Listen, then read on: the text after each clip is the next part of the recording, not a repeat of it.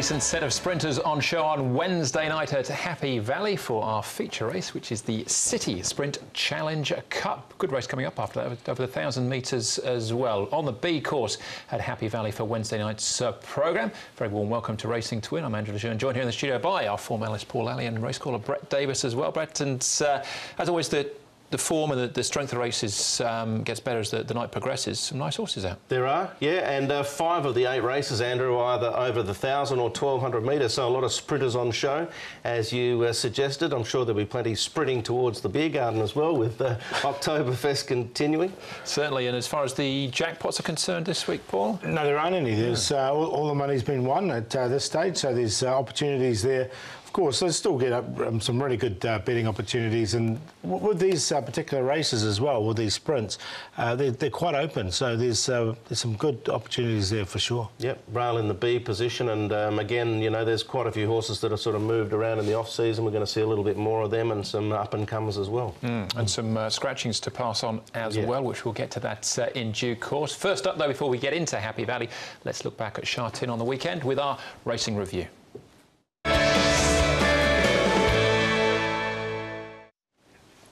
Now, the big race on the weekend is actually, I say, just a Class 4. We might have seen a horse that can progress further than that in the famous green and white colours. It was Pakistan Friend, who was obviously a winner last season, but this is his first win this campaign. Yeah, still looks a little unattractive, doesn't he, the way he races, but he can gallop, there's no doubt. He carries his head a little high, and Karis Teton, who had a fantastic day, it must be said, 5 winners, well done to Karis.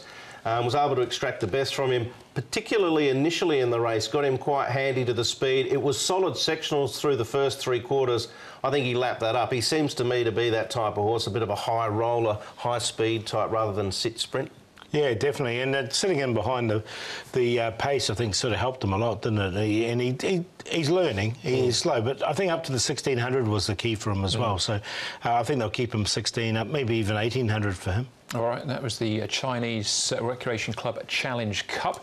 So Pakistan Friends on the mark, certainly as far as this season is concerned. But what a day Karis had, as you touched on, with those 5 winners. Took out the last as well with More Than Lucky. Yeah, he got 6 for that, up to a rating now of 101. King Genki was, of course, a winner on the dirt. He got 5. My Beginner's Luck from Michael Friedman, who actually had 2 winners on the day, but lost one in the steward's room. It was quite a unique day, really, having 2 protests that were both upheld. Like London buses, then a lot of them don't come along, and then suddenly 2 come along together. And Top Ace finally won a race in 30-odd times of trying. Yeah. And he won like he should have won before, shouldn't he? I probably should have done, I don't know. But say Karis Teton had a good day. Tony Millard did as well with the first starter. Superstar looked a nice recruit. He did. I think he's on top of the Trainers' Championship at the moment, Tony Millard. So, yeah, he's had a flying start. Witness Hunter was another horse that won and looked progressive on the day. Yeah. The thing with Superstar, he's only a small horse, so there's not much to work with him. So it'll be interesting to see what they do with him. Yeah, quite lean, like yourself and me. Yeah, right. Millard leads by 1 at the moment. On 9 winners, Tony Cruz sits on 8 as far as the Trainers' Premiership is concerned. So, all right, those are the big winners on the weekend. See if we can find you some more, though, with our horses to follow.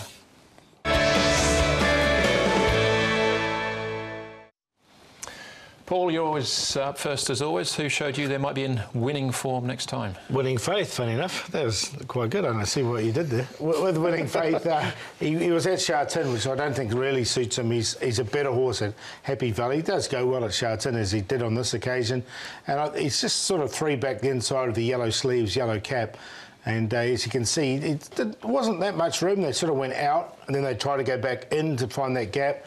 And I thought once the horses did part, he came through nicely enough and hit the line very strongly for 4. So I think once he gets back to Happy Valley, the best part of this race was the last 50 metres. I think he hit the line strongly, and it was a hard race, that one too. Strong race. Yeah, that was one of Karis's last race. One of Karis's 5. Brett, what do you got for us?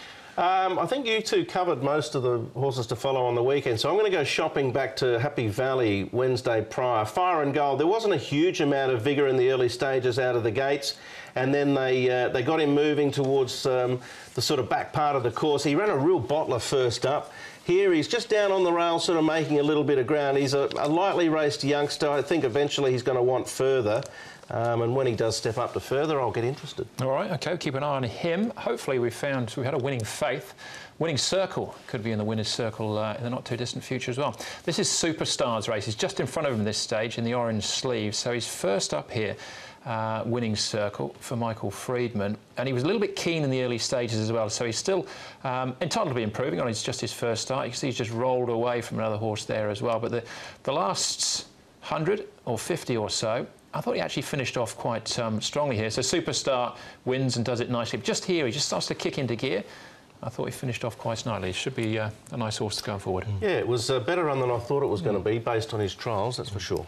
Yep, well, he was the best part of 70 to 1 there. So hopefully we get similar sort of price again. Now, as far as the suspensions were concerned, well, Derek Long picked up 6 days for Endearing. That was one of the 2 stewards' inquiries on the day. So the 22nd to the 11th. That Derek is out, and Neil Callan going back to Mickey Rich from the 3rd, 24th to 29th, 2 days for Neil as well. All right, I think that covers off the weekend action. We just plough now into Happy Valley's programme on Wednesday night, and the horses we won't be seeing. In the second event, Corvalon, who was to be ridden by Zach Purden, who now jumps aboard Regency Honey. So race 2, number 12, and race 6, number 1, Lockheed. So the top one comes out. Sir Redalot now takes his place. Karis Teeton will ride from a wide gate. So the 2 scratchings there for Wednesday night's programme. 8 races on the turf, and we are on the B course as already discussed. We kick things off with a Class 4 over the 1800 metres, the longest race of the night. King of Mongolia and Neil Callan in the saddle for Richard Gibson is first up, drops in class as well. 10 Flames, a 5-time winner at the track. They've all been at 1650 and below. Kingsman gets the blinkers back on. He's second up for the season. Ishvara gets £10 off courtesy of Victor Wong. Savannah Wins, a course and distance winner in Class 5 last year, and Poaching Treasure, maybe a pound overweight, with Vincent Ho jumping from an inside gate. Now, as far as Chung Fa is concerned, and horses that have moved in the last 30 days, Savannah Wins falls into that category. Just up there for a week, back on the 28th of September. Potentially slow pace. Poaching Treasure, Play It may be the 2 that vie for the early lead, but worth noting that they are from the same stable, so you wouldn't expect them to be sort of fighting it out in the early stages. King of Mongolia, Happy Sebring, I think, is really the big question mark runner in the race. He's changed stable, stepping to Happy Valley for the first time, and 1800 metres first up. Yeah, interesting to see how he goes. King of Mongolia is the one against the rail. All he knows in a later race, so you can have a look. But King of Mongolia, a recent trial winner, and you can see his track work here is pretty good. He's doing what he has to do, and he moves fluently as well. So he's a downgraded runner. Here is Happy Sebring. Now, he's just doing a slow piece here. I thought I'd show him. He's put on 37 pounds, but I think it's strengthened him up quite a lot. So he's had 3 trials to get him ready. And I think the 1800 is probably going to be the key for him. It'd be interesting to see how he does go at Happy Valley. And Kingsman is the last one we're going to have a look at here.